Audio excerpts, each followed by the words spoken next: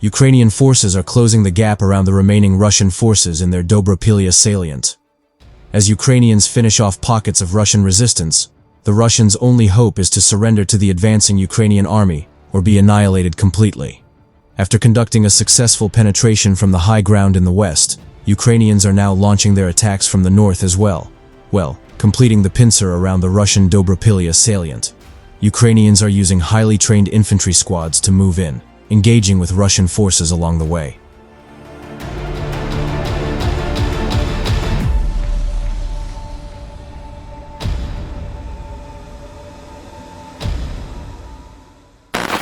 The main advantage of the Ukrainians here is their far superior ground lines of communication, enjoying a direct supply line from Kramatorsk and Ruzhivka, functioning as central operating hubs for Ukrainian forces in northern Donetsk. Additionally, if we take a look at the topographic map, we can see that as the Ukrainian supply lines approach the front, they cross through several settlements in the valley between two hills. This blocks signals for Russian drones, who mainly rely on FPV-type kamikaze drones, instead of munitions dropped from drones.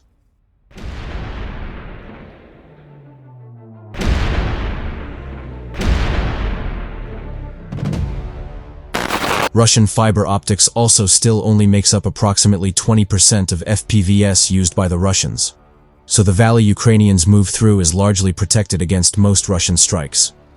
The buildings in the settlements and tree lines running along them offer additional concealment factors to Ukrainian infantry units passing through. The last major Ukrainian advantage is their extensive utilization of heavy drones like the Heavy Vampire and Baba Yaga variants.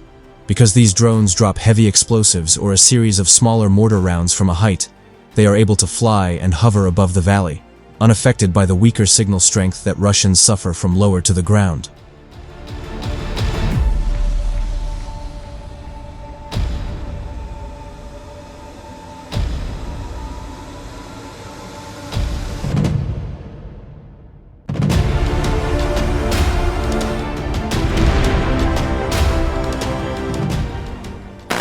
Geolocated footage shows how Ukrainian infantry squads move south through the settlements under the watchful eye and in constant communication with Mavic reconnaissance drones that detect any Russian presence. The Ukrainian squad initially engaged the position with grenade launchers using high explosive rounds. However, the rounds were not penetrating into the basement, where some of the Russians were hiding, so to save manpower, ammunition and time, a Vampire hexacopter drone was called in.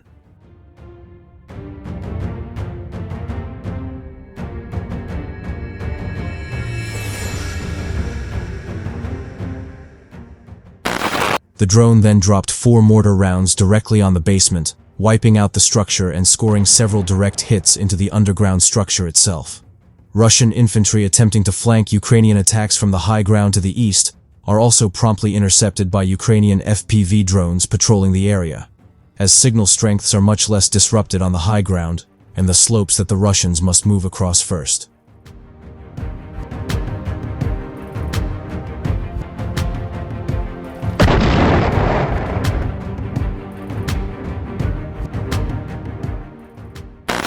In this manner, Ukrainians are systematically moving south, having already consolidated full control of Volodymyrivka and expanding the gray zone to fully encompass the Russian salient. As you remember from a previous report, Ukrainians avoided finishing off the 2 Russian encirclements further north to lure more Russian forces in to attempt to rescue them, while keeping them away from important positions. However, with the trap now sprung, there is little reason to keep these pockets alive, and the final clearing operations have begun.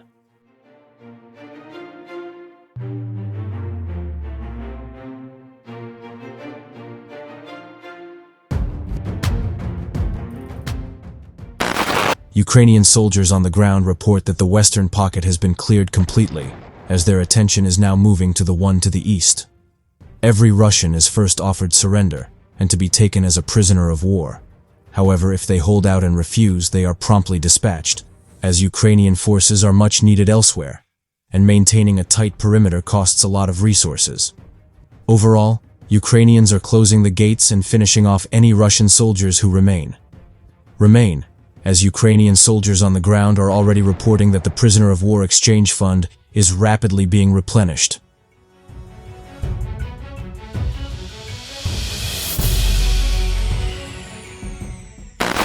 In the gray zone, Russian units moving through are now eliminated by drones, as Ukrainian infantry is making their way forward, leaving the fields covered in Russian bodies.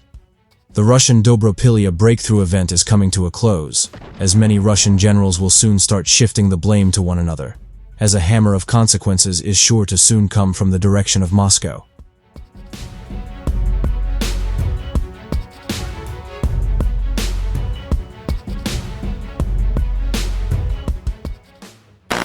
Russia escalated this tactic overnight on Sunday, with the largest such attack of the war, when 810 drones and decoys targeted Kyiv, along with 13 missiles.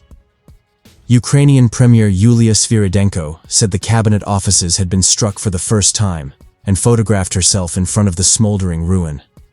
For the first time, the government building its roof and upper floors has been damaged due to a hostile attack, she wrote on Telegram.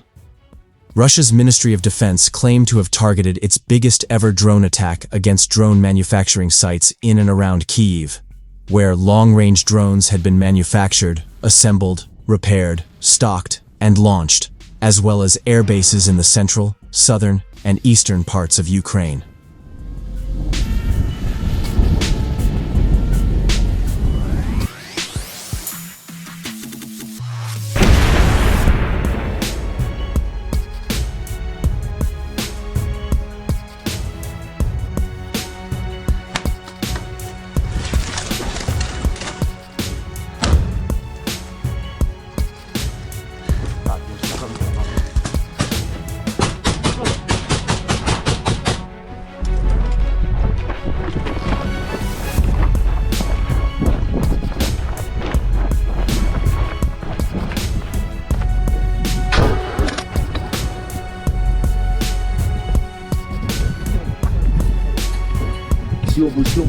Съебывай.